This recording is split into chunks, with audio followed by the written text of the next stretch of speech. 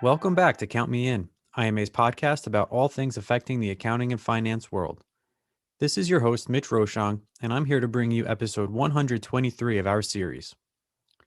Many businesses have had difficulty and or needed to adapt to the way they onboard, train, and culturally integrate new hires following the lockdown and virtual shift to the business landscape. To explain how organizations can overcome these challenges and better help their employees become and remain part of the team, Tracy Jackson joined my co host Adam for a conversation about the training and culture gap. Tracy is an engaging and energetic financial and accounting executive who serves as the CFO at CVR Energy. With over 25 years of experience across corporate finance, risk management, accounting, IT, and FP&A, she has developed extensive team building and change enablement skills. Keep listening for her insight as we head over to their conversation now.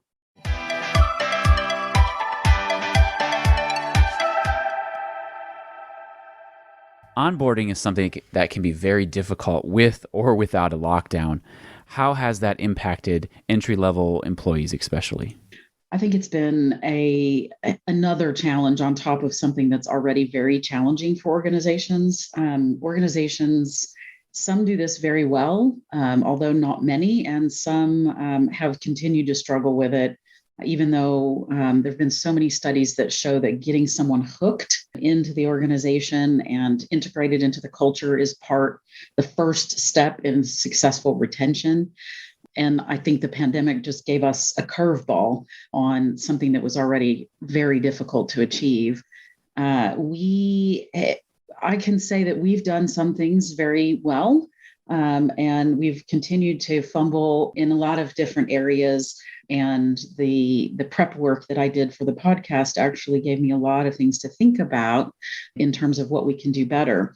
Specifically, a lot of our new hires come in on day one to the office, even though quite a few of our employees are still at least on a split schedule, 50-50. And there was a lot of appreciation for that moment where they're in the office and they can see what the home office looks like, get their badge, hear about the company's goals and objectives in an onboarding session that HR hosts, meeting with their boss, if their boss is in the office. Beyond that, when people have received that initial landing, sending them back out over the last 12 months to work from home for an undetermined amount of time is where we really had to swiftly adjust. And I can say across the entire organization, we've done some of that well and some of that not so well. The things that have been successful, I used to do a monthly luncheon with all of our new hires. It doesn't matter what level of the organization you are. I just felt like it was important to sit down with me and demystify the executive leadership team a little bit and talk about us as people, and how we feel about the organization, what's going well, talk about our industry. And I had to transition away from that, obviously. And what I replaced it with was a webcast that we do. And we haven't really been hiring as many people, so we haven't done it every single month, but every other month or so, we get all the new hires are invited to a webcast with me, and they can ask whatever questions they would like to ask of me about my personal life. I'm an open book. And I'm a divorcee and I have 3 cats. So I might be a crazy cat lady, but, really just making sure they know that we're all human and that we're real people, because they don't even see us now. At least before, I could go down to one of the floors that my folks were on and wander around, and they could lay eyes on me. But now all they hear is my voice if we talk on a conference call or on the phone for something, and then quarterly at our town hall meetings, which also had to change format. We used to do those in person, and now we do a webcast for those. So lots and lots of challenges with just helping people feel like they've actually joined a new company and a new culture, and understanding why we do what we do and what our values are. Yeah, it's gone from having that personal touch of the face-to-face to a phone call or seeing somebody's face in that little box on the screen. You really lose that human connection. So you have trouble feeling like you're a part of the organization now. Yeah, one of the comments that I got from someone was that they now that they're back in the office, this individual has their own office that they can shut the door on, and so they feel safe. So they're here quite a bit. And then as the staff that are in cubes have been rotating in and out, they've been trying to introduce themselves to these people that they've maybe never seen before. And they've been startled to find that these are actually individuals, some of them that they've had extensive conversations on projects, but they had no idea what they looked like. So it's definitely changing the way that we interact with each other and form our persona of people, because when you only have a voice, paint your own picture. And when you see somebody in person, you have so many more cues as to what really makes up that individual. You've already mentioned some of the things that your organization has done. What are some of the things that you can do to help these employees? Because even when you're in person, we lose the facial cues because our faces are covered up by a mask. Right. And this gets to just a personal philosophy. I have found that our productivity shifting from 100% in the office to nearly 100% out of the office was not negatively affected. If anything, we may have been more productive. And my personal opinion about why that is, there's less water cooler talk, which is not necessarily a good thing, but it sure does take away from wasted time. We didn't have hardly any HR issues over the last year like we would have had in the past, because we didn't have cube mates bickering over things, and we didn't have silly HR scuffles that we had to deal with. They were bigger picture issues about caring for a sick loved one and how did that impact their work schedule when they're at home. And so anyway, my personal opinion is that we have to make this adaptation on a permanent basis, because efficiency and productivity and lease space and all of those things, companies are going to figure out I can save a ton of money if I don't have to lease 5 floors in a building. And so, things that we can do to help bring them into the fold, I think really fall to the individual's manager and the individual's commitment to come into the fold. A lot of the past has been the expectation that companies feed new employees copious amounts of opportunities to learn and integrate and interact and become a part of the culture and do networking events and volunteer events. And that dynamic, that entire landscape is gone now. And so one, we have to train our managers better about the importance of bringing someone into the fold. And two, we have to express our expectation that the employee has an obligation also to buy into the new way and be willing to do, whether it's webcast events with their entire teams. And I think at this point, everybody has a camera. Whether it's on your computer or not, you still have your phone, and nearly everybody has a phone with a camera on it at this point. So participate on webcasts and help demystify what people look like. Don't get on a webcast and not show your face, because we don't know what you look like. We don't know what you're thinking. And you may be, sitting doing your emails instead of being present as you can be, and with the conversation and the individuals, because you do get those facial cues. And I mean, people who participate in webcasts with me know that I'm extremely animated with my face. I talk with my hands. I can't sit still. But if you never turn on a camera, people don't know that about you.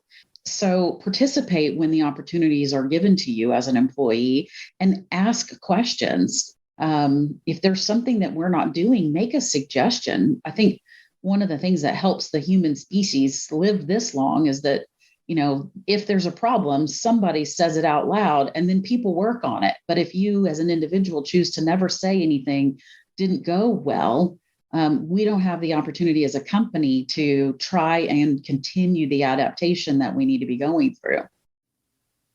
Definitely. I think you've really touched on a major point of cultural integration and part of a new company.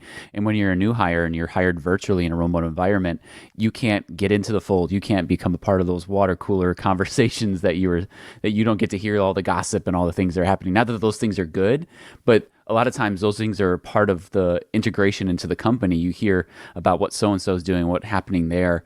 Outside of, the day-to-day operations, you get a part of who's who and what's happening. And so, some of the things you mentioned of like what you used to do is like kind of demystify who the senior leadership is.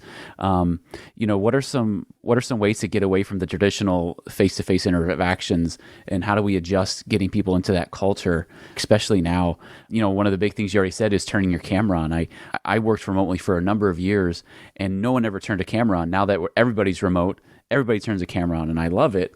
But how do you get people to kind of get into that mode of turning their cameras on, and other things that they can do to kind of integrate into the culture, outside of, just your day-to-day activities?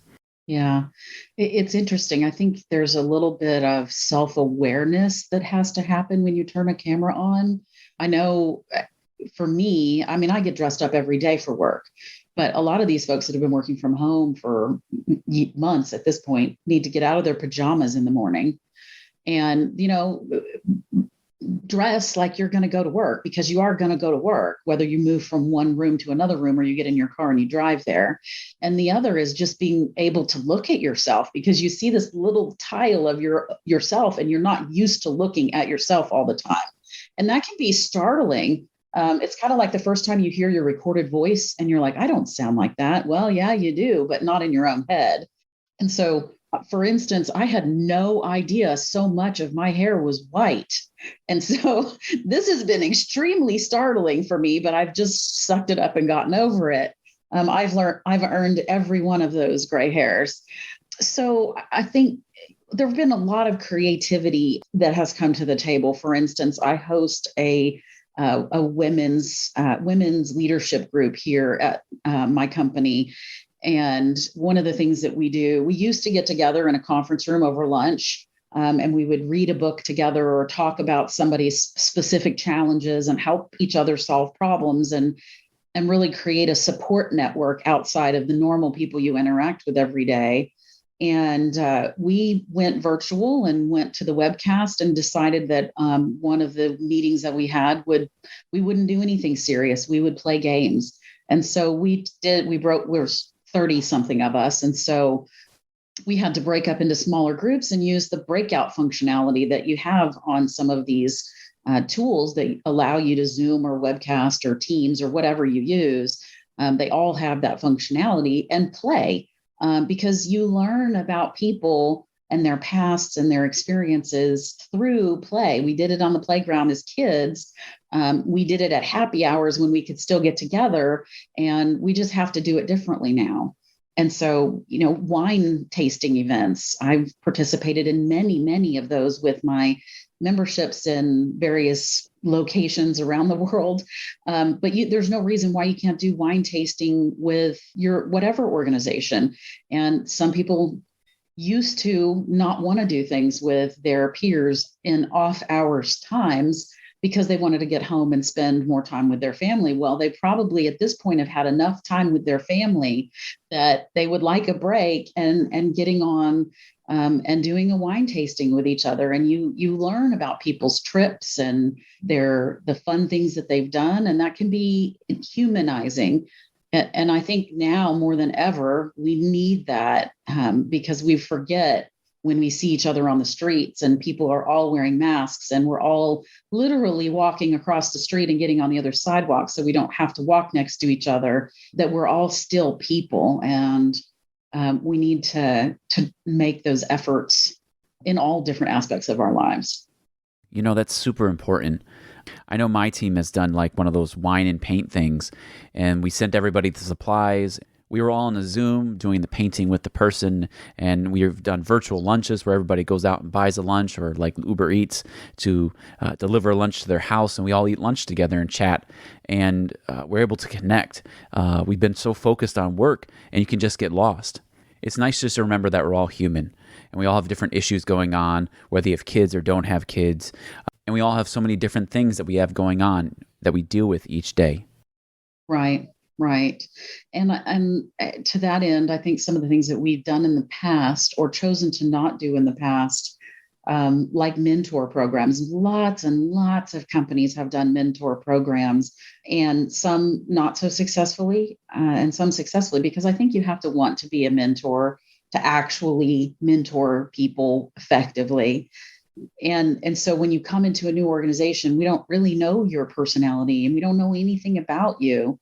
But even if we just simply asked, do you want us to give you a partner, an integration partner? Don't even call them a mentor. Those develop organically. But, do you want a partnership with someone who's been here for 2, 3+ years, that when you're stumped on any topic, you can reach out and they can help you think about what you should do, who you should reach out to, and give you some perspective into the lay of the land that you don't have. Yeah, I like that integration partner. That's a better way of saying it, because calling it a mentor almost seems forced. Right. And mentors, that's a hard role, because mentorship is both delivering good news and bad news and helping people deal with problems and challenges. And that's not necessarily the role we want somebody that's helping you integrate into the company to take on. Yeah.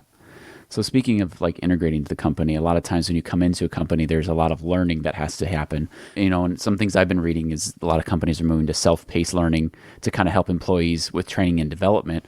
But when it comes to like a professional who's like fresh out of college, this learning is going to be ever more crucial. How can teams prepare so that there's no lack of support, but they're also learning? You mentioned an integration partner. What are some other ways that we can get people up to speed so that they can help support the team?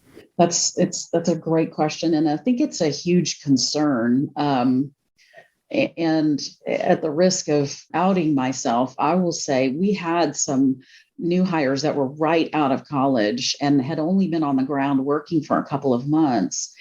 And then suddenly we're working in a remote environment that are now back in the office on a 50-50 basis. And we're seeing the impact because, having come through the organization, so many of my leaders can see where those individuals are in their development. And they're not where we would have necessarily expected them to be if they'd been on the ground every day. And so the ability to be a gopher where you stand up out of your cubicle and look over the wall and ask your cube mate, how do I do this thing that is probably pretty simple and you wouldn't want to ask your boss, is gone. And we've done a huge disservice not addressing a problem I don't think we realized we had. And so that is going to be, it actually is already a topic that some of my leaders are talking about, because that hallway problem solving and being able to sit together in a cube and stare at a spreadsheet is gone.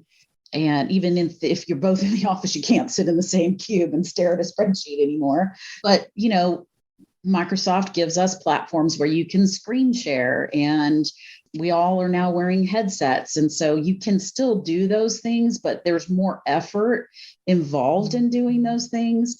I do think that one of my financial teams did that was really interesting is they just open up a bridge in the morning and they're all signed on to the bridge, and it's just a telephone bridge, and they can talk to each other as if they're all together, even though they're not, and otherwise just keep themselves on hold. And then, you can drop off or come back on for breaks or lunch or, a conference call you have to take.